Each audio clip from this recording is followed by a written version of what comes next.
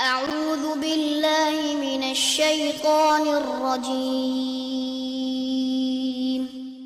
بسم الله الرحمن الرحيم الحمد لله رب العالمين والصلاة والسلام على نبينا محمد وعلى آله وصحبه أجمعين أما بعد.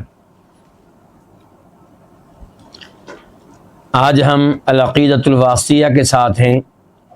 یہ امام ابن تیمیہ رحمہ اللہ کی عظیم الشان کتاب ہے جو کئی ایک مدارس میں جامعات میں پڑھائی جاتی ہے. اس میں انہوں نے عقیدہ کی بہت سی مباحث جمع کر دی ہیں، لیکن ہم نے ابھی تک باقاعدہ طور پہ کتاب کا آغاز نہیں کیا. امید ہے کہ آئندہ درس سے کتاب کا باقاعدہ آغاز ہو جائے گا انشاءاللہ. اس سے پہلے امام ابن تیمیہ رحمہ اللہ کی زندگی کے اوپر گفتگو ہو چکی ہے. دوسرے نمبر پہ اس کتاب کے اوپر جو اعتراضات کیے گئے ان اعتراضات کے تعلق سے گفتگو ہو رہی ہے، اور تقریباً اس پہ 3 درس ہو چکے ہیں،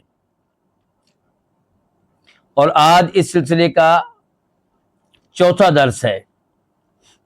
ہوا یہ تھا کہ امام صاحب کے مابین اور دیگر علماء کرام کے مابین ایک مجلس قائم کی گئی کہ شہر میں دمشق میں کہ سال 705 ہجری میں 705 سوموار کا دن تھا.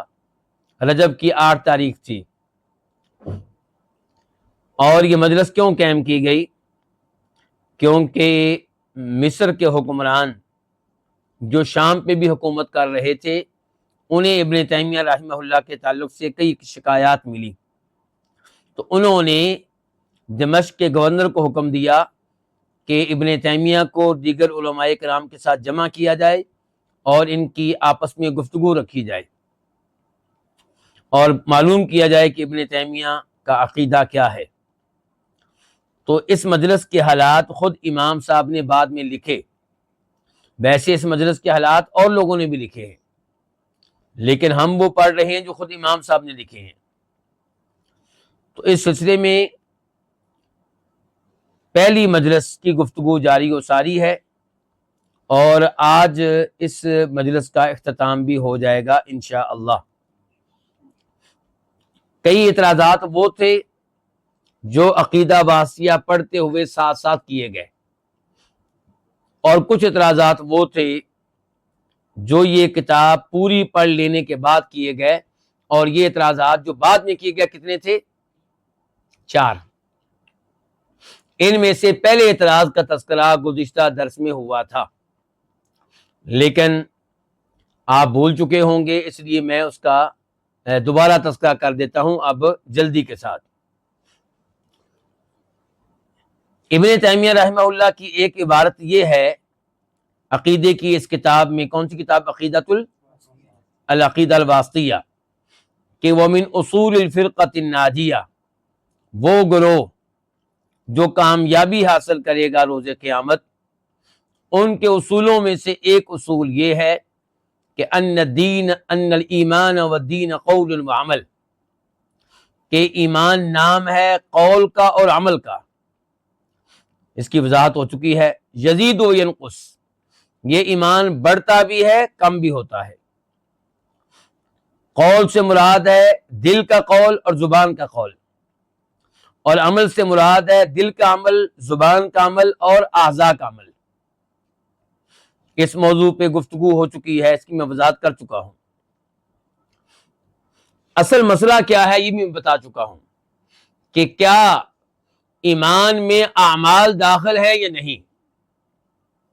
یعنی کہ کیا ایمان صرف دل سے یہ جان لینے کا نام ہے کہ اللہ ہے، آخرت آئے گی، نبی آئے تھے، فرشتے تھے، یہ چیزیں دل میں جان لینا، صرف اس چیز کا ایمان ہے، اس چیز کا نام ایمان ہے، یا ایمان نام ہے زبان سے اقرار کر لینے کا کہ اللہ ہے، فرشتے ہیں، آسمانی کتابیں، تقدیر، آخرت وغیرہ، یا پھر ایمان نام ہے دو چیزوں کا، دل سے ان چیزوں کو جان لینا، دل سے ان پہ یقین رکھنا، اور زبان سے بھی اقرار کرنا۔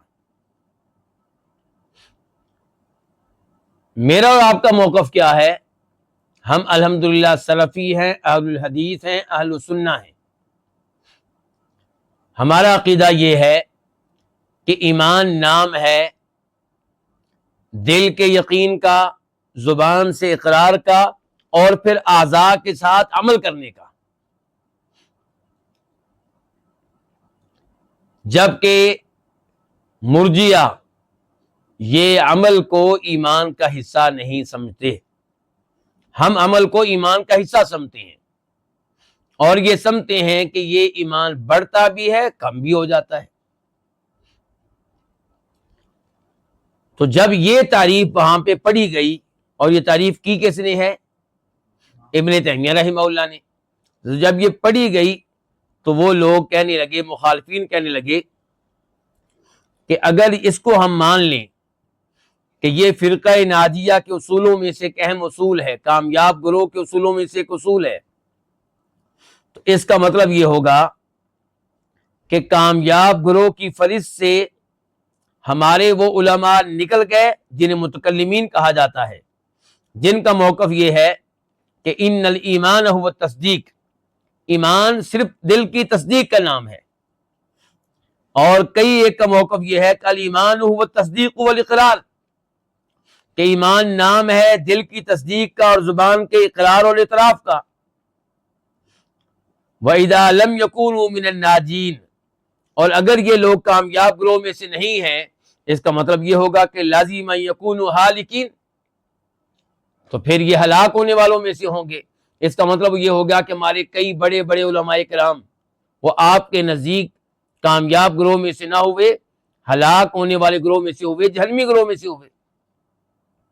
تو آپ کا عقیدہ مان لیں تو ہمارے بڑے بڑے علماء کرام کے اوپر اعتراض آتا ہے۔ تو یہ کیا تھا؟ پہلا سوال، پہلا اعتراض۔ باقی کتنے رہ گئے سوال اور اعتراضات؟ 3۔ ابن تیمیہ رحمہ اللہ کہتے ہیں کہ باقی جو 3 اعتراضات تھے یہ میری ایک ہی عبارت سے تعلق رکھتے تھے۔ 3 اعتراض اور ہیں، لیکن ان 3 اعتراضات کا تعلق میری ایک ہی عبارت سے ہے۔ یہ کون سی عبارت ہے؟ یہ عبارت یہ ہے کہ وَقَدْ دَخَلَ فِي مَا ذَكَرْنَاهُ مِنَ الْإِيمَانِ بِاللَّهِ الْإِيمَانُ بِمَا أَخْبَرَ اللَّهُ فِي كِتَابِهِ وَتَوَاتَرَ عَنْ سَلَفِ رسول الله صلی اللہ وتواتر عن رسول اللہ صلی اللہ علیہ وسلم وَأَجْمَعَ عَلَيْهِ سَلَفُ الْأُمَّةِ مِنْ أَنَّهُ سُبْحَانَهُ فَوْقَ السَّمَاوَاتِ عَلَى عَرْشِهِ عَلِيٌّ عَلَى خَلْقِهِ، کہ جب ہم نے یہ مان لیا کہ ہم اللہ کو مانتے ہیں، جب ہم نے یہ مان لیا کہ ہم اللہ کو مانتے ہیں، تو پھر اس میں یہ چیز بھی آ گئی جس کا تذکرہ قرآن میں آیا، جس کا تذکرہ صحیح احادیث میں بار بار آیا، اور جس پہ امت کے سلف کا اجماع ہے، صحابہ کرام، تابعین، تبع تابعین کا اجماع ہے۔ وہ کیا چیز ہے جی؟ وہ یہ کہ اللہ تعالی عرش پہ ہے، آسمانوں کے اوپر ہے۔ اللہ تعالیٰ کہاں پہ ہیں؟ عرش پہ ہیں، آسمانوں سے اوپر ہیں۔ علی علی خلقہ، اپنی مخلوق سے اوپر ہیں، ساری مخلوقات نیچے، اللہ سب سے اوپر۔ اور آخری مخلوق سب سے اوپر کون سی ہوئی؟ عرش۔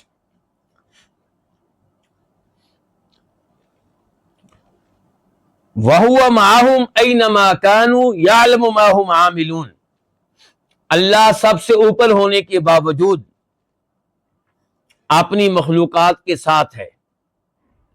مخلوقات کے ساتھ اس کا کیا مطلب ہے؟ کہ اللہ تعالیٰ جانتا ہے کہ یہ کیا کر رہے ہیں،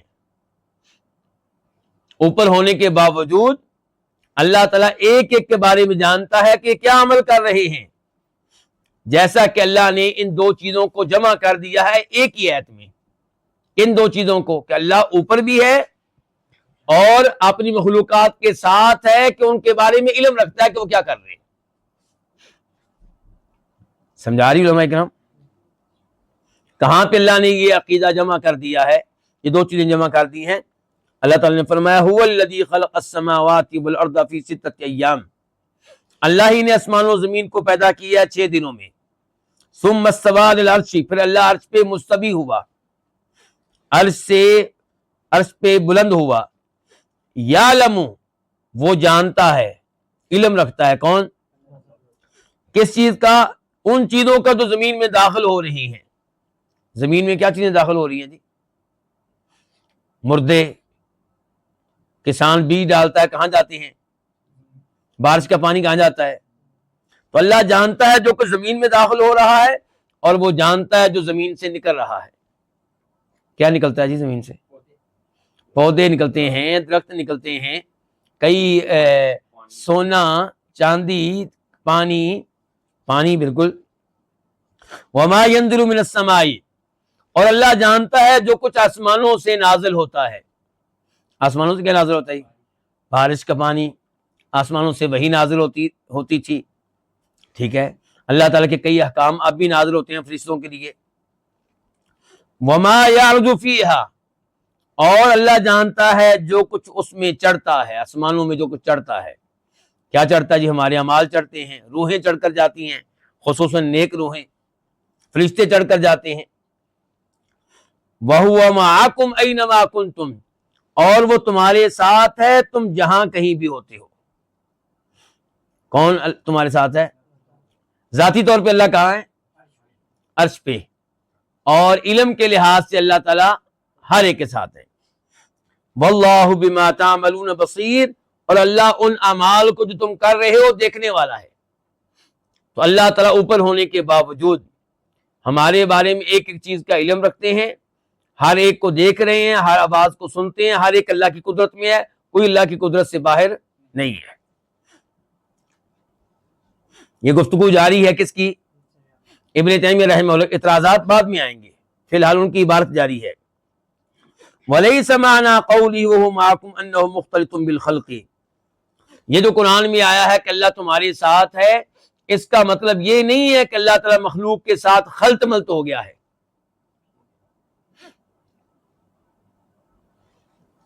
دیکھیں نا، بسا اوقات سعود شہریار سے کیا کہتا ہے؟ آپ یہ کام کریں، میں آپ کے ساتھ ہوں. یہ کہہ کہ انہوں نے کہاں چلے جانا ہے؟ اپنے گھر چلے جانا ہے. تو ساتھ ہونے کا مطلب کیا ہے؟ ساتھ ہونے کا مطلب یہ نہیں کہ میرا جسم آپ کے جسم کے ساتھ جڑ جائے گا، یہ مطلب اس کا نہیں ہے.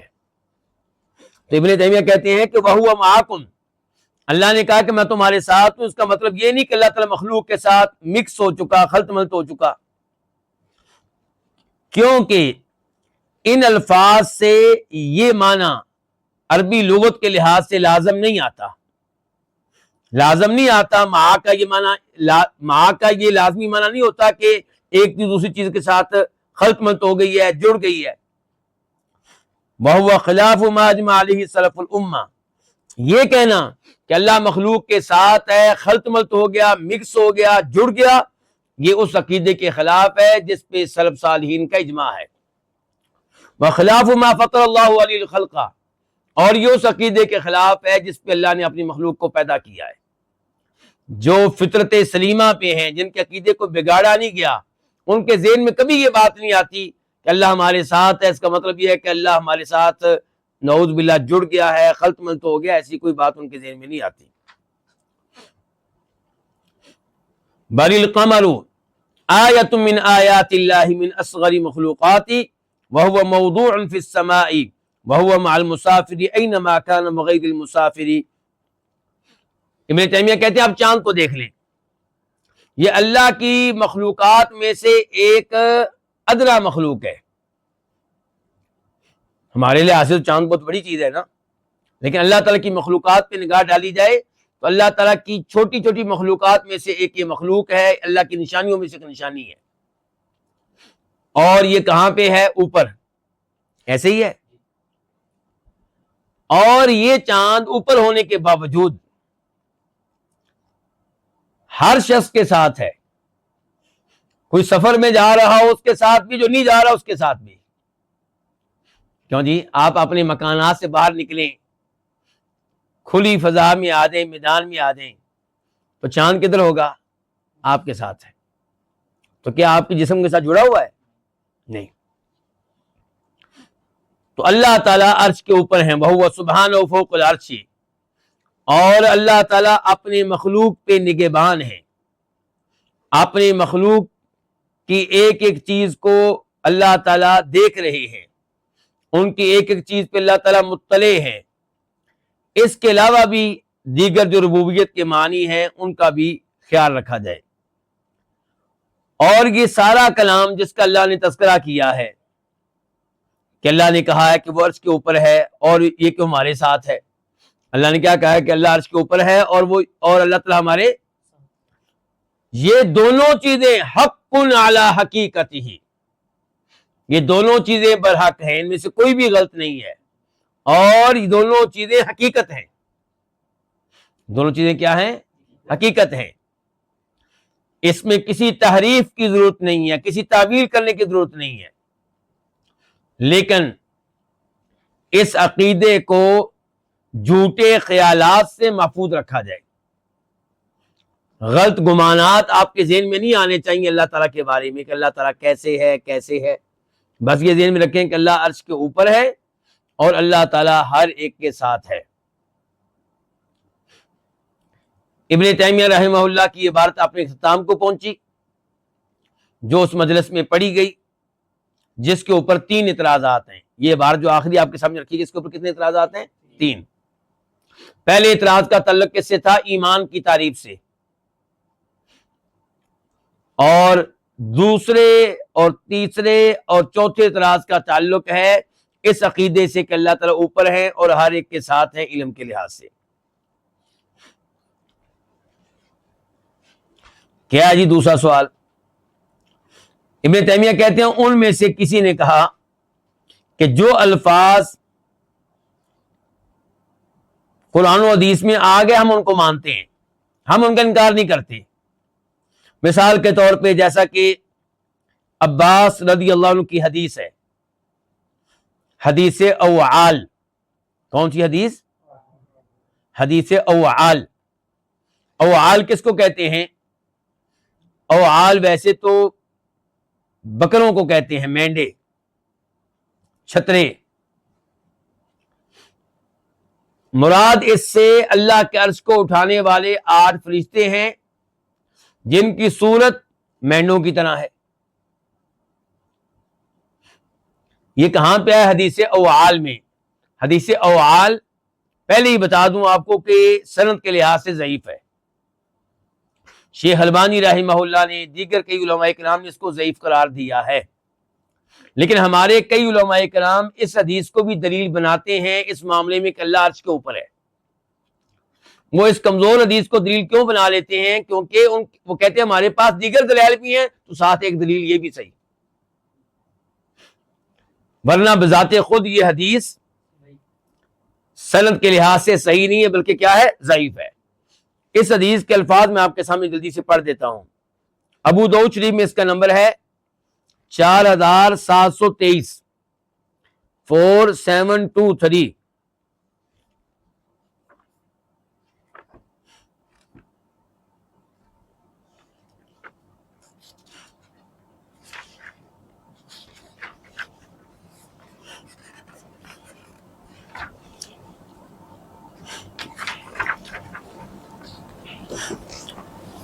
جی یہ لے جی، عباس بن عبد المطلب کہتے ہیں، عباس کیا لگتے ہیں؟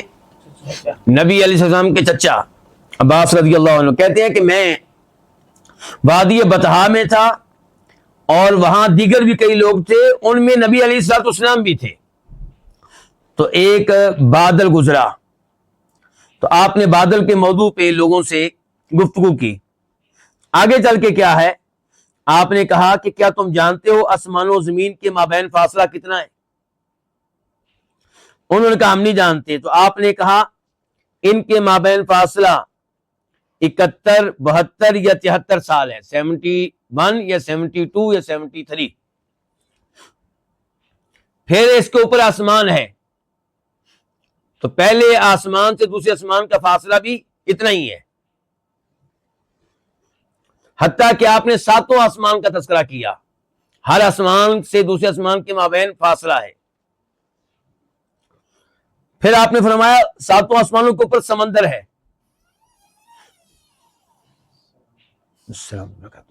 سمندر کے نچلے اور اوپر والے حصے کے مابین اتنا ہی فاصلہ ہے جتنا ایک آسمان سے دوسرے آسمان کا فاصلہ ہے. یہ فاصلہ کس کا بتایا جا رہا ہے ابھی؟ سمندر کے نچلے حصے سے لے کے اوپر کے حصے تک. گویا کہ آپ کہہ سکتے ہیں سمندر کی موٹائی کہہ لیں، آپ چوڑائی کہہ لیں، جی ہاں یہ کہہ لیں آپ، چلیں جی. پھر جو ہے آسمانوں سمندر کے اوپر کیا ہے؟ ثمانیۃ اوعال، 8 کیا ہے؟ مینڈے. ان کے کھروں اور ان کے گھٹنوں کے مابین فاصلہ اتنا ہی ہے جتنا ایک آسمان سے دوسرے آسمان کے مابین ہے. ان کی پشتوں پہ، کن کی پشتوں پہ؟ ان کی پشتوں پہ عرش ہے. عرش کے نچلے حصے سے لے کے اوپر والے حصے کے مابین اتنا ہی فاصلہ ہے جتنا ایک آسمان سے دوسرے آسمان کا ہے. ثم اللہ تبارک و تعالی فوق ذالک، یہ اہم الفاظ ہیں. پھر اللہ تعالی عرش کے اوپر ہے. تو تذکرہ آ گیا اس حدیث میں کہ اللہ تعالی عرش کے اوپر ہے. تو اس حدیث میں لفظ اوعال آیا ہے، ان کے مینڈے. تو اس لیے اس کو کیا کہا گیا یہاں پہ؟ حدیث اوعال. لیکن سند کے لحاظ سے حدیث کیا ہے؟ ضعیف ہے. لیکن اس سے یہ مسئلہ ثابت کرنا کہ اللہ عرش کے اوپر ہیں وہ ٹھیک ہے.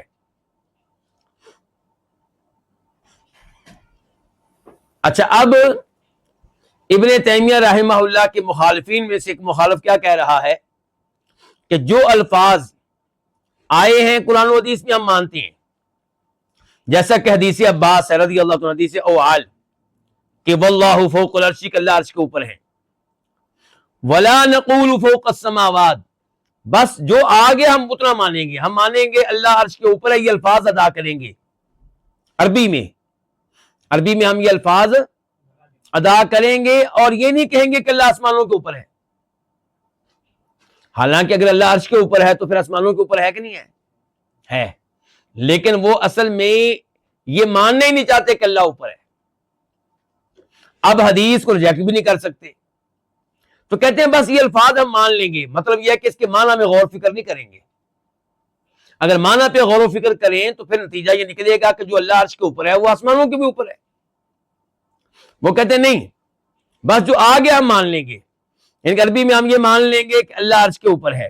عربی میں انہوں نے تو نہیں کہا ہوگا یہ ہمارے لحاظ سے گفتگو ہو رہی ہے. کہتے ہیں لیکن ہم یہ نہیں کہیں گے کہ فوق السماوات، کہ اللہ آسمانوں کے اوپر ہے. اور ہم یہ بھی نہیں کہیں گے علی العرش. حدیث میں آیا فوق العرش، فوق ہی کہیں گے، اعلیٰ نہیں کہیں گے. حالانکہ دونوں کا مفہوم ایک ہی نکلتا ہے، لیکن وہ اصل میں اس صفت کو ماننا نہیں چاہتے.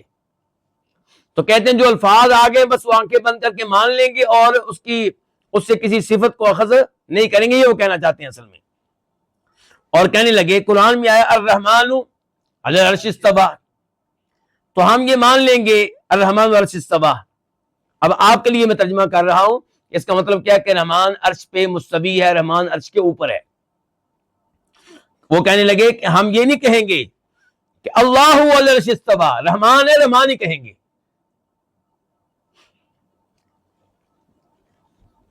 اور یہ بھی نہیں کہیں گے کہ الرحمن علی العرش مستوٍ،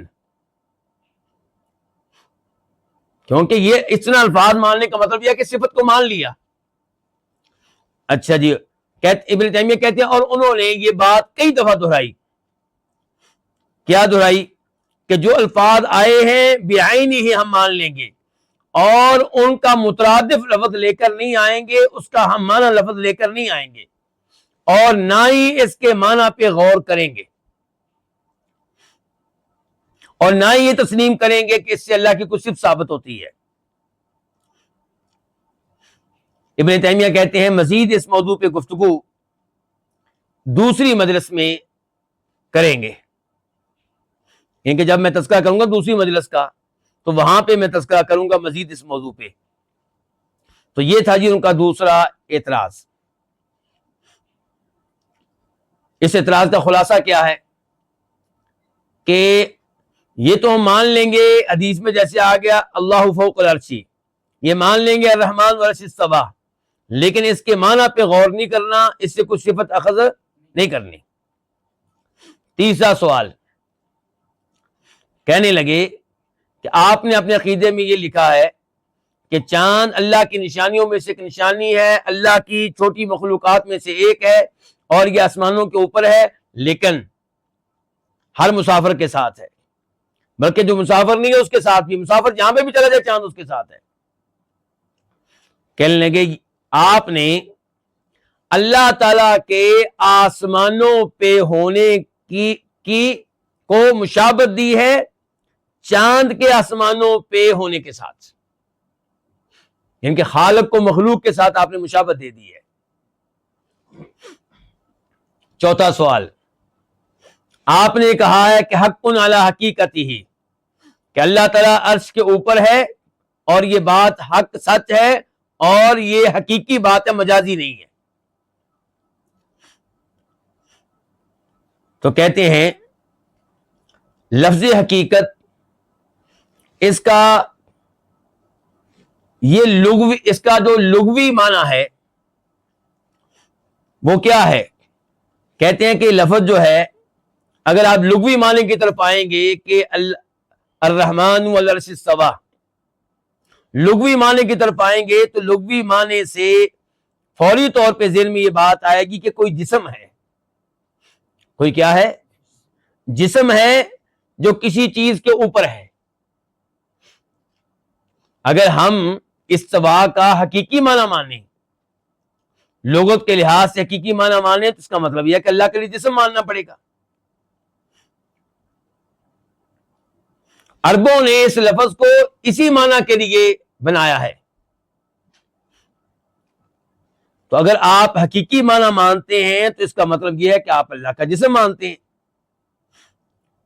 اور دوسری طرف آپ کہتے ہیں کہ میں جسم کی نفی کرتا ہوں، دوسری طرف آپ کہتے ہیں کہ میں جسم کا اس بات نہیں کرتا۔ تو یہ تناقض ہے، آپ کی گفتگو میں کیا ہے، آپ کے بیان کیے گئے عقیدے میں کیا ہے؟ تناقض ہے، تضاد ہے۔ یا پھر آپ چاپلوسی سے کام لے رہے ہیں، دھوکہ دے رہے ہیں، اصل اپنا عقیدہ چھپا رہے ہیں۔ تو ابن تیمیہ کہتے ہیں کہ میں نے ان لوگوں کو جواب دیا ان سوالات کا، میں نے کہا جہاں تک تعلق ہے اس بات کا کہ میں نے کہا ہے کہ فرقہ ناجیہ کامیاب گروہ کے اصولوں میں سے اصول ہے کہ دین نام ہے قول کا اور عمل کا، بڑھتا ہے اور کم ہو جاتا ہے، تو کامیاب گروہ سے مراد وہ گروہ ہے جس کے بارے میں اللہ کے نبی نے کہا ہے علیہ الصلوۃ والسلام کہ یہ کامیاب ہوگا۔ اس حدیث میں، جس حدیث میں آپ کے الفاظ یہ ہیں کہ میری امت 73 فرقوں میں بڑھ جائے گی، 72 جہنم میں جائیں گے اور ایک جنت میں جائے گا، اور یہ کون سا ہوگا؟ جو اس دین پہ ہوگا، اس عقیدے پہ ہوگا جس پہ میں ہوں آج اور میرے اصحاب ہوں گے جس پہ۔ تو یہ جو عقیدہ میں نے لکھا ہے کامیاب گروہ کا، یہ منقول ہے نبی علیہ الصلوۃ والسلام سے، اور یہ منقول ہے آپ کے اصحاب سے، اور نبی علیہ الصلوۃ والسلام اور آپ کے اصحاب اور جو صحابہ کرام کے اس عقیدے میں پیروی کرے وہ ہے کامیاب گروہ۔ کامیاب گروہ کون ہوا؟ نبی علیہ الصلوۃ والسلام، صحابہ کرام، اور جو صحابہ کرام والا عقیدہ اختیار کرے، یہ ہے کامیاب گروہ۔ کیونکہ کئی ایک صحابہ کرام سے ثابت ہے کہ انہوں نے کہا الایمان یزید و ینقص، ایمان بڑھتا بھی ہے اور، تو میں نے عقیدہ صحابہ کرام کا عقیدہ بیان کیا ہے۔ کہتے ہیں جو کچھ بھی میں نے بیان کیا ہے اس موضوع پہ وہ صحابہ کرام سے منقول ہے، صحیح سندوں کے ساتھ، الفاظ بھی معنی مفہوم بھی، اور اگر کسی نے ان کی مخالفت کی ہے بعد میں آ جانے والوں میں سے تو اس سے اس عقیدے پہ کوئی اعتراض نہیں ہوگا۔ پھر میں نے ان سے یہ کہا ان کو سب سے بڑا مسئلہ کیا تھا کہ ہمارے بڑوں کا کیا بنے گا، یہی تھا نا. میں نے ان سے کہا کہ اس عقیدے کا جو بھی مخالف ہے ضروری نہیں کہ وہ ہلاک ہونے والوں میں سے ہو، ضروری نہیں کہ وہ جہنم میں جانے والوں میں سے ہو، کیونکہ اس عقیدے کی مخالفت کرنے والا ممکن ہے کہ عالم دین ہو، اجتہاد کر رہا ہو، اسے غلطی لگ گئی ہو اور اللہ اس کی غلطی کو معاف کر دے، اور یہ بھی ممکن ہے کہ اس کے پاس وہ علم نہ پہنچا ہو جس علم کی وجہ سے اس پہ حجت قائم ہو جائے، تو اس وجہ سے معافی مل جائے کہ اگرچہ عقیدے میں کچھ غلطی تھی اس مسئلے میں، ایمان کے مسئلے میں، لیکن میرے پاس دلائل نہیں آئے تھے، میں دلائل کو سمجھ نہیں سکا تھا. اور تیسرے نمبر پہ یہ بھی ممکن ہے کہ اس آدمی کی اتنی بڑی نیکیاں ہوں جن کی وجہ سے اللہ اس کا یہ گناہ معاف کر دے.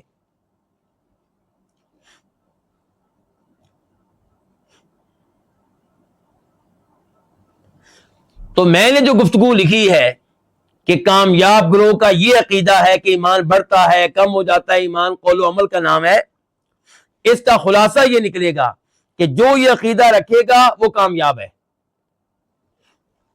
اور جو اس کے الٹ عقیدہ رکھے ممکن ہے کہ وہ بھی کامیاب ہو جائے، ممکن ہے کہ وہ کامیاب نہ ہو سکے. یعنی کہ اس کے بارے میں ہم نے بات نہیں کی، اس کے اوپر ہم نے فتویٰ نہیں لگایا.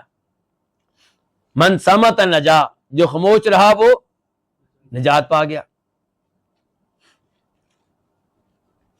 تو یہ پہلا سوال، اس کا جواب سمجھے آپ لوگ.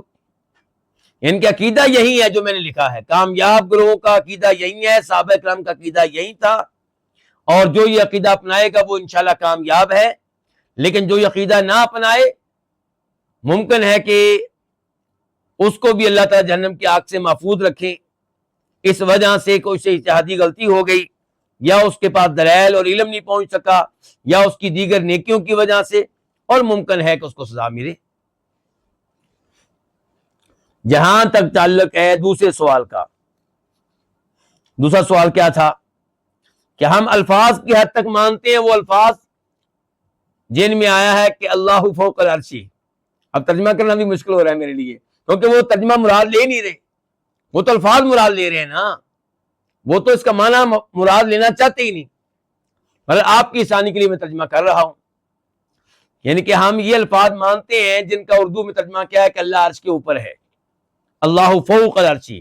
ہم یہ مانتے ہیں کہ رحمان عرش پہ مستوی، رحمان عرش استویٰ، لیکن اس سے کوئی صفت اخذ نہیں کریں گے، اس کا معنی و مفہوم نہیں لیں گے.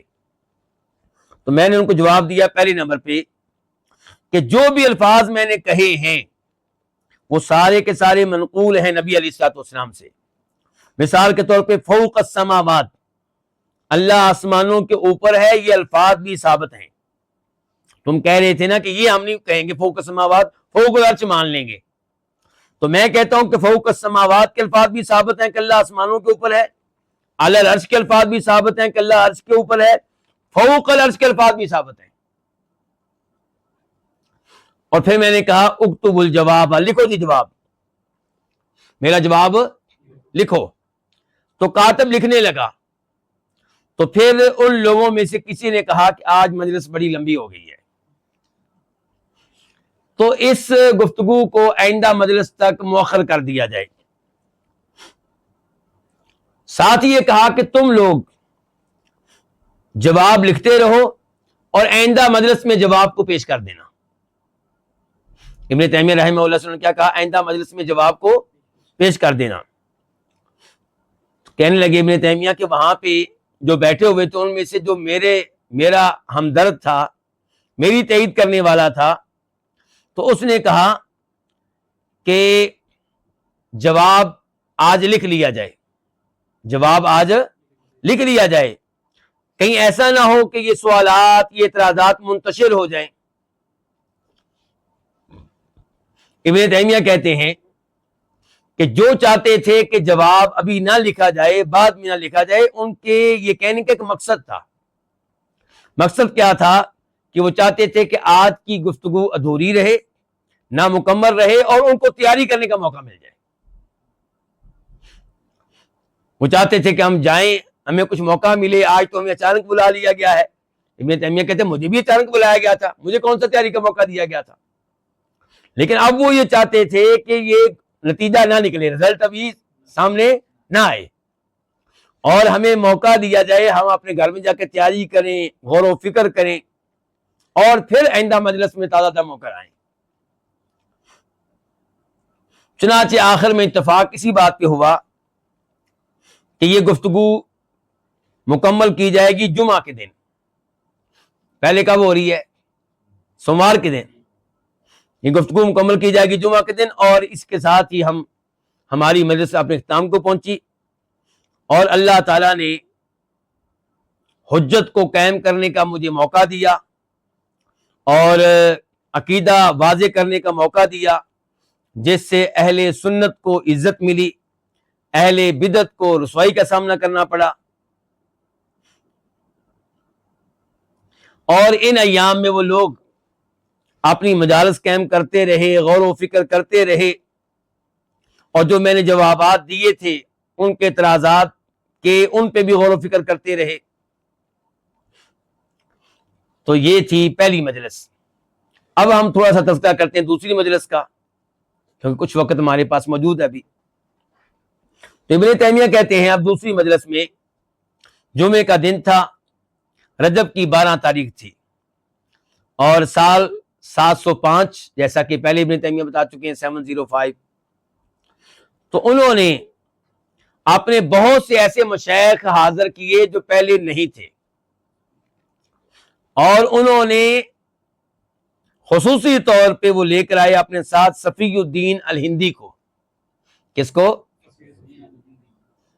صفی الدین الہندی۔ یہ گفتگو کہاں پہ ہو رہی ہے؟ دمشق میں، اور وہاں پہ ایک ہمارا ہندوستانی بھی پہنچ گیا ہے۔ یہ صفی الدین الہندی یہ ہندوستان میں پیدا ہوئے، دلی سے یہ نکلے 667 ہجری میں، 667 ہجری میں، پھر یمن گئے، پھر حج کے لیے چلے گئے، مصر میں داخل ہوئے، روم گئے، اور پھر دمشق کو انہوں نے اپنا وطن بنا لیا 685 ہجری میں جا کر 685 میں، اور یہ فوت بھی ادھر ہی ہوئے ہیں، اور یہ اشعری ہیں عقیدے کے لحاظ سے، اور فقہ کے لحاظ سے کہیں شافی۔ یہ فوت ہوئے 715 میں، 715 میں۔ ابن تیمیہ کے بارے میں نے بتایا تھا، کب فوت ہوئے آپ لوگوں نے بتانا ہے جی؟ 728 میں، 728 میں۔ تو یہ پہلے فوت ہوئے۔ تو صفی الدین ہندی، اس کے اوپر ان کو بڑا فخر تھا کہ یہ ہمارا بڑا عالم دین ہے، تو اس کو ساتھ لے کر آئے تھے۔ وہ کہنے لگے یہ ہم میں سے سب سے افضل ہے، اور علم کلام میں بڑی مہارت رکھنے والا ہے۔ انہوں نے آپس میں گفتگو کی، کئی امور انہوں نے طے کیے، اور بڑی قوت کے ساتھ وہ آئے، بڑی تیاری کے ساتھ آئے۔ کہتے ہیں ابن تیمیہ کیونکہ پہلی مجلس میں ان کو اچانک بلایا گیا تھا۔ پھر ابن تیمیہ اپنے بارے میں کہتے ہیں کہ مجھے بھی اچانک بلایا گیا تھا، سوالات تو مجھ سے ہوئے، جوابات تو مجھے دینے پڑے، مناظرہ تو میرے ساتھ ہو رہا تھا۔ تو جب ہم اکٹھے ہوئے تو میں نے جو جواب لکھا تھا گزشتہ سوالات کا، وہ میں نے پیش کر دیا۔ میں نے اللہ کی حمد و ثنا بیان کی، عبداللہ ابن مسعود کی حدیث میں جو خطبہ آیا ہے وہ پڑھا۔ پھر میں نے کہا اللہ تعالی نے ہمیں حکم دیا ہے ایک ہونے کا، متحد ہونے کا، اور اللہ نے ہمیں اختلافات سے دور رہنے کا حکم دیا ہے۔ پھر میں نے قرآن کی آیتیں پڑھی، مثال کے طور پہ واعتصموا بحبل اللہ جمیعا ولا تفرقوا، اللہ کی رسی کو مضبوطی سے تھام لو اور تقسیم ہونے سے بچو۔ میں نے کہا ہمارا رب ایک ہی ہے، ہماری کتاب ایک ہے، ہمارے نبی ایک ہیں، اور عقیدہ اس بات کا احتمال نہیں رکھتا، عقیدے میں اس بات کا احتمال نہیں ہے کہ اس میں اختلاف کیا جائے، ان کا عقیدہ ہم سب کا ایک ہونا چاہیے۔ اور میں وہ گفتگو کروں گا جس سے مسلمانوں میں اتحاد قائم ہوگا، میں وہ عقیدہ پیش کروں گا جس پہ سلف صالحین کا اتفاق تھا۔ تو اگر آپ لوگ اتفاق کر لیں تو الحمدللہ، اور اگر آپ میں سے کسی نے میری مخالفت کی اس عقیدے میں تو پھر میں سارے راز کھول دوں گا۔ پھر میں سارے راز کھول دوں گا. کشفت لہ الاسرار وہتکت الاستار. اور میں جو غلط عقائد ہیں وہ بیان کرنے سے پھر باز نہیں آؤں گا. آپ لوگوں کے غلط عقیدے پھر میں کھول کے رکھ دوں گا. جن غلط عقائد نے مسلمانوں کو تباہ و برباد کر کے رکھ دیا، ہمارے شہروں اور ملکوں کو تباہ و برباد کر کے رکھ دیا، اور پھر میں جو ہمارے حکمران ہیں، کہاں پہ ہیں وہ؟ مصر میں.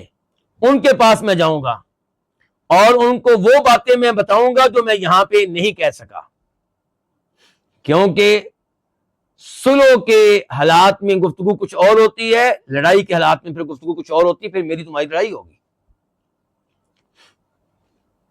میں نے کہا اس میں کوئی شک و شبہ نہیں کہ لوگوں میں اختلاف رہا ہے.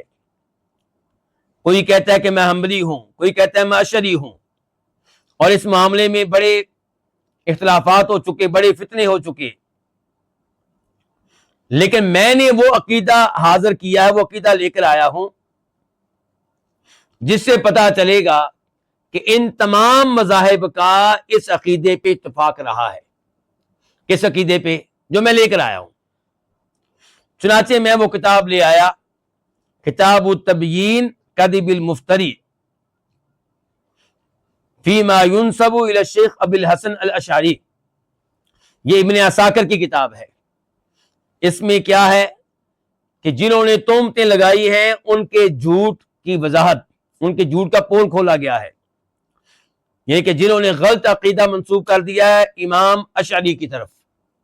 امام، تو اس میں بیان کیا گیا کہ امام اشعری کی طرف جو عقیدہ منسوب کیا گیا ہے وہ کچھ اور ہے، اور درست بات یہ کہ ان کا عقیدہ کچھ اور تھا.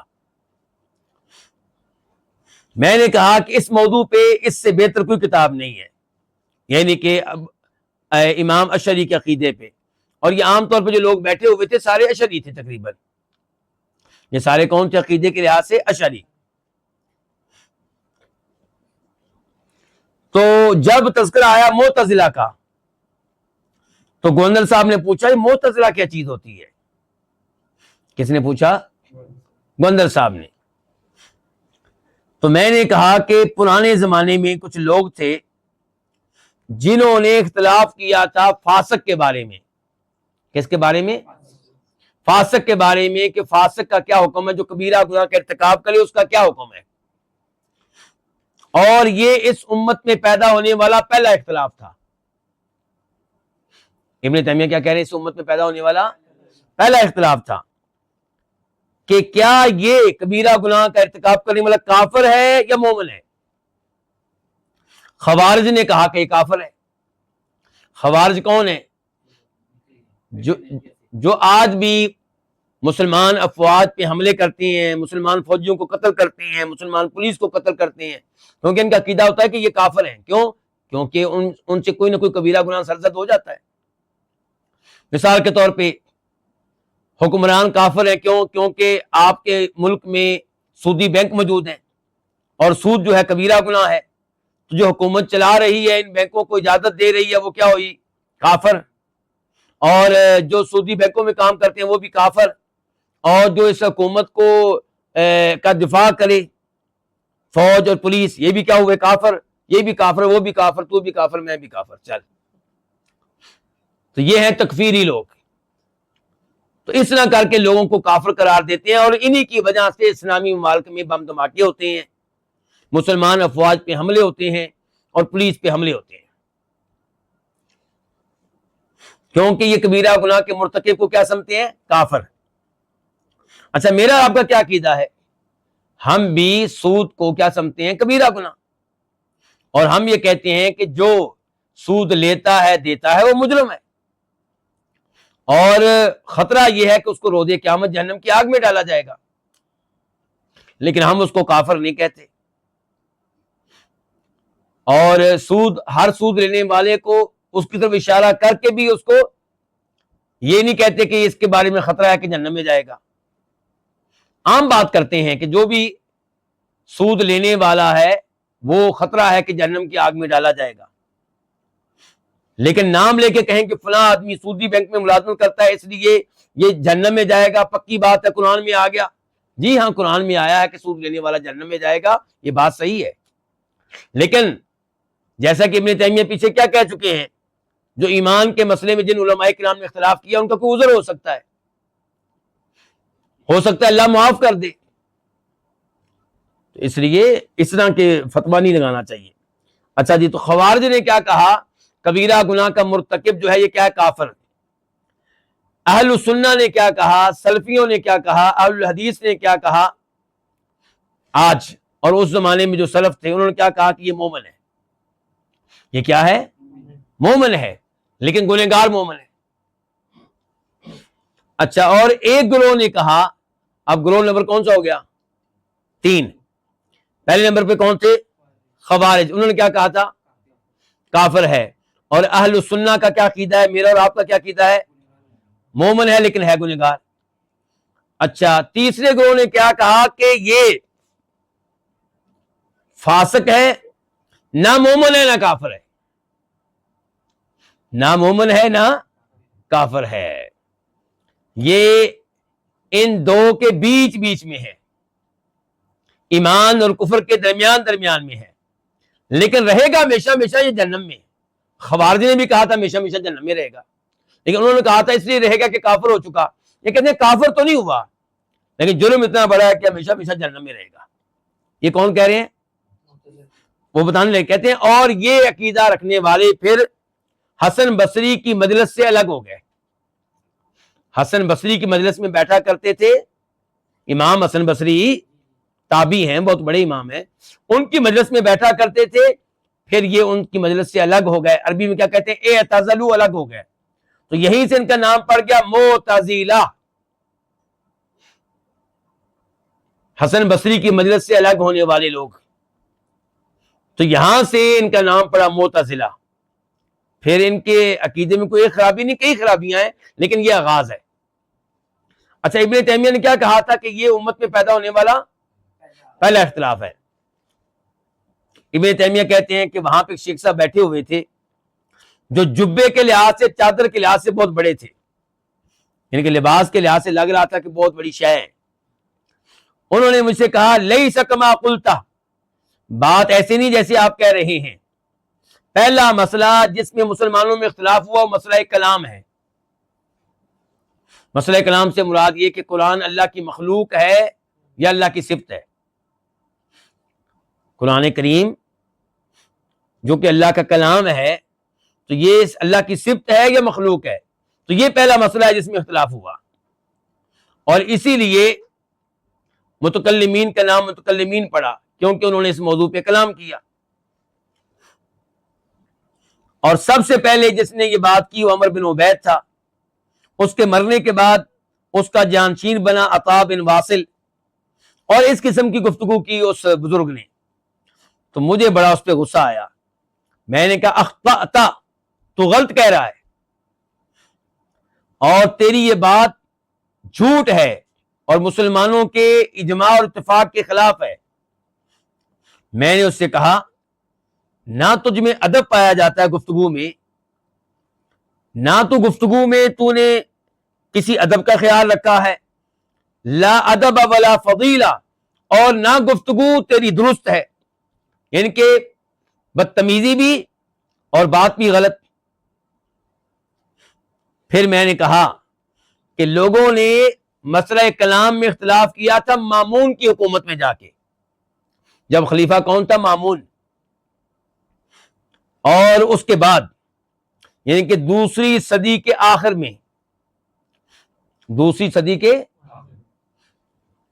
جبکہ معتزلہ اس سے بہت پہلے تھے، عمر بن عبید کے زمانے میں، حسن بصری کی موت کے بعد، دوسری صدی کے آغاز میں، یعنی کہ کبیرہ گناہ کا ارتکاب کرنے والا مومن ہے کہ کافر ہے، یہ اختلاف کب شروع ہوا ہے، دوسری صدی کے آغاز میں، اور مسئلہ کلام جو ہے وہ دوسری صدی کے آخر میں، اور اس وقت تک مسئلہ کلام میں کوئی گفتگو نہیں ہوئی تھی، کوئی اختلاف نہیں ہوا تھا۔ تو اس لیے جو پہلی بدعت ہے وہ یہی ہے کہ کبیرہ گناہ کا ارتکاب کرنے والے کو کافر وغیرہ کہنا۔ اور اس چیز کا تذکرہ شہرستانی نے بھی کیا اپنی کتاب ملل والنحل میں. میں نے ان کی یہ کتاب کا بھی حوالہ دے دیا. نہیں ہاں معذرت کے ساتھ یہ وہ آدمی کہہ رہا ہے, وہ کہہ رہا ہے کہ جو بات میں کہہ رہا ہوں یہ کتاب آپ پڑھ سکتے ہیں شہرستانی کی کتاب ملل والنحل میں. تو میں نے کہا کہ شہرستانی نے اس چیز کا تذکرہ کیا ہے وہاں پہ جہاں پہ گفتگو کر رہے ہیں اہل کلام کے بارے میں کہ اہل کلام کا نام اہل کلام کیوں پڑا. معتزلہ کا تذکرہ کرتے ہوئے انہوں نے ایسی کسی بات کا تذکرہ نہیں کیا, اور ہمارے گورنر صاحب معتزلہ کے بارے میں پوچھ رہے ہیں. تو جو باقی حاضرین تھے انہوں نے بھی اس بزرگ کے موقف کو غلط قرار دیا اور کہا کہ آپ سے غلطی ہو گئی ہے. تو میں نے اپنی گفتگو کے دوران یہ بھی کہا کہ میں ہر اس بدعت کو جانتا ہوں جو اسلام میں پیدا ہوئی, اور میں یہ بھی جانتا ہوں اس بدعت کو ایجاد کرنے والا, اس کا آغاز کرنے والا کون تھا. میں یہ بھی جانتا ہوں وہ بدعت شروع کیوں ہوئی, اس کا سبب کیا تھا.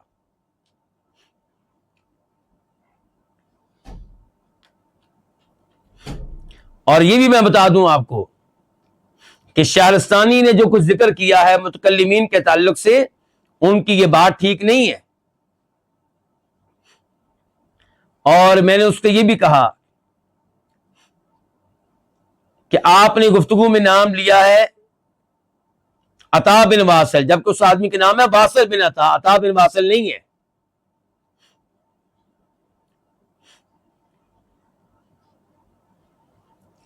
پھر جب امام اشعری کا کلام وہاں پہ پڑھا گیا تو امام احمد کا تذکرہ آیا,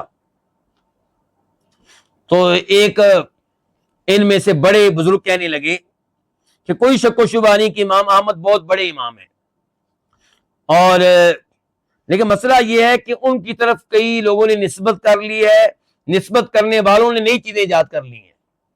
اشارہ کر رہے ہیں ابن تیمیہ کی طرف, یعنی کہ آپ حنبلی شمار ہوتے ہیں, آپ کے امام احمد تو ٹھیک تھے لیکن آپ لوگوں نے امام احمد کے بعد کئی نئی چیزیں ایجاد کر لی ہیں, لیکن نام نہیں لیا نا, اشارہ کیا بس. تو میں نے کہا آپ کی یہ بات تو ٹھیک ہے کہ واقعی امام احمد کے بعد کئی ایسے لوگ آئے جو کہتے ہیں اپنے آپ کو حنبلی, نسبت امام احمد کی طرف کرتے ہیں, لیکن انہوں نے دین میں کئی بدعتیں ایجاد کی ہیں, کئی غلط چیزیں انہوں نے ایجاد کی ہیں. لیکن یہ چیز امام احمد کے ساتھ خاص نہیں ہے, امام مالک کے ماننے والوں میں بھی ایسے مل جائیں گے جو اپنی نسبت امام مالک کی طرف کرتے ہیں, لیکن وہ کئی ایسے عقائد پہ ہیں جن کا امام مالک سے کوئی تعلق نہیں ہے. ایسے لوگ آپ کو امام شافعی کی طرف نسبت کرنے والوں میں بھی مل جائیں گے, ایسے لوگ آپ کو حنفیوں میں سے بھی مل جائیں گے کہ وہ ایسے عقیدے پہ ہیں جس عقیدے کا امام حنیفہ رحمہ اللہ سے کوئی تعلق نہیں ہے, اور یہ حقیقت ہے.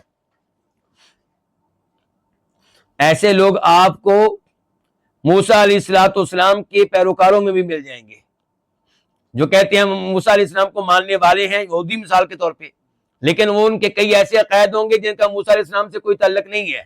ایسے لوگ آپ کو عیسائیوں میں بھی مل جائیں گے جو نسبت کرتے ہیں اپنی عیسیٰ علیہ السلام کی طرف, جبکہ عیسیٰ علیہ السلام کے کئی عقائد کے اوپر وہ نہیں ہیں, غلط عقائد پہ ہیں. ایسے لوگ آپ کو مل جائیں گے ان میں بھی جو اپنی نسبت جناب علی کی طرف کرتے ہیں, ہم علی سے محبت کرنے والے ہیں, لیکن ان کا عقیدہ وہ ہوگا جس عقیدے کا جناب علی سے کوئی تعلق واسطہ نہیں ہے. آپ دیکھ لیں, ایک حدیث ہم نے کل ہی پڑھی ابھی کہ نبی علیہ السلام نے جناب علی کو بھیجا تھا کس کام کے لیے, بلند و بالا قبروں کو ہموار کرنے کے لیے.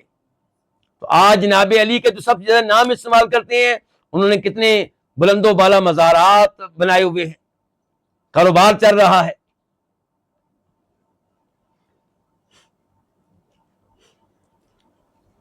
اس آدمی نے, اس بزرگ نے اپنی گفتگو میں یہ بھی کہا کہ امام احمد کی طرف جو اپنی نسبت کرتے ہیں یعنی کہ حنبلی لوگ, ان میں کئی حشبی اور کئی مشبہہ ہیں. مشبہہ جو اللہ تعالیٰ کی صفات کو ماننے اور ماننے میں اس حد تک آگے چلا جائے کہ یہ کہے کہ اللہ تعالیٰ کی یہ صفت مخلوق کی صفت کی طرح ہے, تشبیہ دے, جبکہ تشبیہ دینا کیا جائز ہے؟ غلط ہے. ہم الحمدللہ مانتے ہیں اللہ کی صفات کو, لیکن تشبیہ دیے بغیر. ہم کیا مانتے ہیں اللہ تعالیٰ کے ہاتھ ہیں, ہم مانتے ہیں اللہ کا چہرہ ہے, لیکن یہ نہیں کہتے کہ اللہ کا چہرہ مخلوق کی طرح ہے، نعوذ باللہ، یا اللہ کے ہاتھ مخلوق کی طرح ہے. ہم کہتے ہیں اللہ تعالیٰ کے ہاتھ ہیں، اللہ تعالیٰ کا چہرہ ہر عیب سے پاک. کیسا ہم نے نہیں پتا، ہم کیفیت بیان نہیں کر سکتے، لیکن یہ پتا ہے کہ اللہ تعالیٰ کی صفات میں کوئی عیب نہیں ہے. اللہ کی صفات ویسے ہیں جیسے اللہ کی شان نشان ہے. اچھا، اب یہ آدمی کہہ رہا ہے کہ حنبلیوں میں کئی لوگ حشوی اور کئی مشبہہ ہیں. حشوی کی وضاحت میں آگے کروں گا. میں نے کہا کہ اللہ تعالیٰ کی صفات کو مخلوق کی صفات کے ساتھ تشبیہ دینے والے حنبلیوں کے مقابلے میں دیگر مذاہب میں مسالک میں زیادہ ہیں. اللہ تعالیٰ کا جسم ماننے والے حنبلیوں کے مقابلے میں دیگر مذاہب اور مسالک میں زیادہ ہیں. یہ کردی دیکھ لیں سارے کے سارے، یہ ابن تیمیہ کہہ رہے، میں نہیں کہہ رہا. کردی عراق میں کہتے ہیں یہ کردی سارے کے سارے دیکھ لیں، سب شافعی ہیں، اور ان میں ایسے لوگ پائے جاتے ہیں جن میں تشبیہ ہے، جن میں تجسیم ہے، جو اللہ کا جسم مانتے ہیں، جو اللہ کی صفات کو تشبیہ دیتے ہیں مخلوق کے ساتھ. اہل جیلان کی طرف آپ دیکھ لیں. اہل جیلان کون؟ جہاں سے شیخ عبدالقادر جیلانی تھے، جیلان شہر کا نام ہے نا. تو اہل جیلان کو دیکھ لیں، وہاں پہ شافعی بھی رہتے ہیں، حنبلی بھی رہتے ہیں، تو ان میں بھی یہ چیز موجود ہے.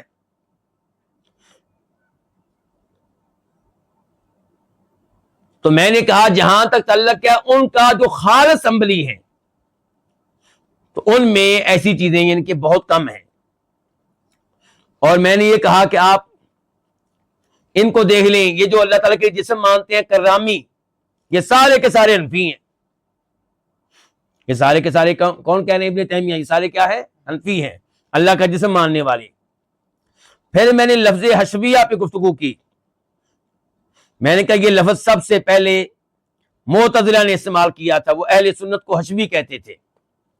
حشوی سے مراد وہ یہ لیتے تھے کہ یہ عام سے لوگ ہیں، قرآن و حدیث کی آیتیں تو ان کے پاس آیتیں حدیثیں ہیں، لیکن معنی کے اوپر غور نہیں کرتے. یہ زیادہ سمجھدار لوگ نہیں ہیں. بس اللہ کا لفظ آگے یہ دین کا پکڑ لیا جی اللہ تعالیٰ کے ہاتھ ہیں، بس یہ غور ہی نہیں کرتے. کوئی عام سے لوگ ہیں، یہ گہرائی میں نہیں جاتے. یہ مطلب ہے حشوی. تو میں نے کہا کہ ہمیں حشوی کا طعنہ دیتے ہو تو اہل سنت کے اوپر معتزلہ گمراہ فرقے نے سب سے پہلے حشوی لفظ استعمال کیا تھا. اور رافضی صحابہ کرام کے دشمن وہ اہل سنت کو جمہور کہتے ہیں، عام سے لوگ ایسے عام سے.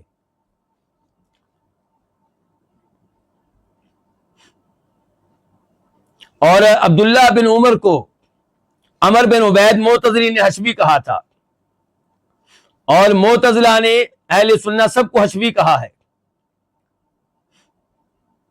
اور مجھے نہیں پتا کہ اس مجلس میں، پہلی مجلس میں، دوسری مجلس میں نے یہ بھی کہا کہ یہ کہنا کہ اللہ تعالیٰ کا جسم ہے یہ ہمارا عقیدہ تو نہیں ہے، ہم اس موضوع پہ گفتگو ہی نہیں کرتے. لیکن سب سے پہلے جس نے کہا کہ اللہ کا جسم ہے، یہ کہنے والا ہشام بن حکم رافضی تھا. تو یہ اور اس قسم کی گفتگو بہرحال ہوتی رہی. تو میرے خیال میں آج اس گفتگو کا اختتام کرتے ہیں، اور انشاءاللہ آئندہ مجلس سے کوشش کی جائے گی کہ کتاب کا آغاز کریں. آگے 3-4 صفحات میں ابن تیمیہ نے یہ کہا ہے کہ وہ جو صفی الدین ہندی تھا، اس کی وجہ سے کئی علماء کرام چاہتے تھے کہ میرے والا عقیدہ دوبارہ پڑھا جائے. آج ان کا مطلب یہ تھا کہ صفی الدین ہندی صحیح ابن تیمیہ کی پکڑ کرے گا، یہ صحیح اعتراض کرے گا. لیکن دیگر لوگ کہتے تھے بھئی اتنا ٹائم اس وقت لگا تھا، دوبارہ پڑھنے کی ضرورت نہیں ہے.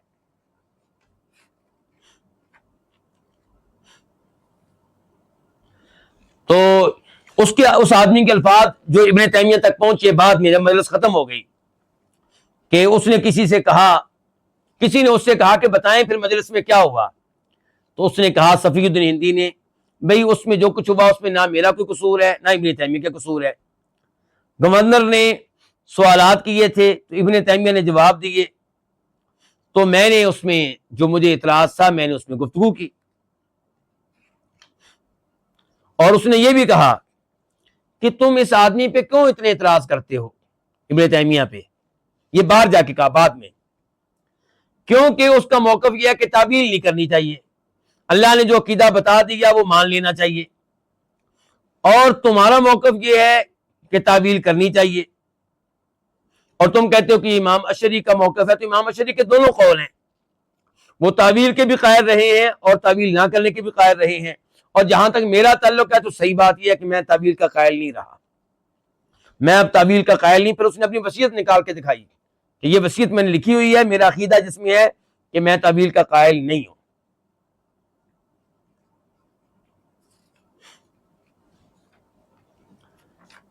اللہ رب العزت سے دعا ہے کہ اللہ تعالی ہمیں، ہاں یہ آخری ایک بات آ گئی، آخری کی بات سن لیں کہ وہ لوگ کتاب لے کر آئے، کتاب الاسماء والصفات للبیہقی، امام بیہقی کی کتاب لے کر آئے اسماء و صفات، یہ کتاب موجود ہے، آج کل بھی موجود، میری لائبریری میں بھی موجود ہے۔ کہنے لگے اس میں ثابت ہے کہ سلف نے لفظ ود کی تعویل کی ہے۔ ود کا معنی ہوتا ہے چہرہ، ہم تو کہتے ہیں کہ لفظ قرآن میں آ گیا کہ وجہ اللہ، اس کا مطلب کیا ہے کہ اللہ کا چہرہ ہے، تو کہنے لگے کہ اس کتاب میں بتایا گیا ہے کہ سلف میں سے کسی نے وجہ اللہ کی تعویل کی ہے، اس نے وجہ اللہ سے مراد اللہ کا چہرہ نہیں لیا بلکہ قبلہ مراد لیا ہے۔ وَلِلَّهِ الْمَشْرِقُ وَالْمَغْرِبُ فَأَيْنَمَا تُوَلُّوا فَثَمَّ وَجْهُ اللَّهِ، کہ مشرق بھی اللہ کا، مغرب بھی اللہ کا، جدھر بھی منہ کرو ادھر ہی اللہ کا چہرہ ہے۔ لفظی معنی یہ ہے۔ کچھ لوگ کہتے ہیں کہ نہیں، یہاں پہ چہرے، یہاں سے مراد اللہ کا چہرہ نہیں بلکہ یہ ہے کہ ادھر ہی اللہ کا قبلہ ہے، یعنی کہ اگر پہلے بیت المقدس تھا تو بھی اللہ نے قبلہ مقرر کیا تھا، اب سائڈ تبدیل ہو گئی، اب کعبہ ہے تو وہ بھی اللہ نے قبلہ مقرر کیا ہے، وہ بھی اللہ کا قبلہ تھا، یہ بھی اللہ کا قبلہ ہے۔ تو میں نے کہا ہاں بالکل، سلف میں سے مجاہد رحمہ اللہ نے وجہ اللہ کی تفسیر یہ کی ہے کہ اس کا معنی ہے کہ اللہ کا قبلہ، اور امام شافعی سے بھی یہ بات ثابت ہے۔ لیکن یاد رہے کہ یہ آیت آیات صفات میں سے نہیں ہے، یہاں پہ اللہ کی صفات کا تذکرہ ہی نہیں ہو رہا، یہاں پہ اللہ کے قبلے کا تذکرہ ہو رہا ہے، تو اس لیے یہاں پہ اس سے مراد قبلہ ہے۔ تو یہ ابن تیمیہ رحمہ اللہ نے کہا، لیکن بہرحال ان کے شاگرد ابن القیم کو ان سے اختلاف ہے، وہ کہتے ہیں کہ اس آیت میں بھی وجہ اللہ سے مراد اللہ کا چہرہ ہی ہے۔ تو بہرحال انشاءاللہ آئندہ درس سے کتاب کا باقاعدہ آغاز کریں گے۔ اللہ رب العزت آپ سب کو جزائے خیر دے، آپ لوگوں نے اپنا قیمتی وقت دیا، اس مجلس میں حاضر ہوئے، پہلی مجالس میں بھی حاضر ہوئے، اور اللہ کی صفات کا جو موضوع ہے یہ جہاں بہت مفید ہے، وہاں یہ ہے کہ اس میں تھوڑی سی دقت ہے، تھوڑی سی گہرائی ہے، تھوڑی سی توجہ کی ضرورت ہے۔ امید ہے کہ آپ توجہ دیں گے تو آپ کو اللہ تعالیٰ کے ناموں میں اور اللہ کی صفات میں اور اللہ کی ذات میں دلچسپی پیدا ہوگی، اور اس سے اچھا موضوع کیا ہو سکتا ہے کہ آپ اللہ کے ناموں پہ غور کریں، اللہ کی صفات پہ غور کریں، اللہ کی ذات کے بارے میں گفتگو کریں۔ اللہ تعالیٰ ہمیں اپنی ذات سے صحیح معنوں میں محبت کرنے کی توفیق عنایت فرمائے، اور اپنے ناموں کو اور اپنی صفات کو جاننے کی توفیق عنایت فرمائے۔ وآخر دعوانا الحمد للہ رب العالمین۔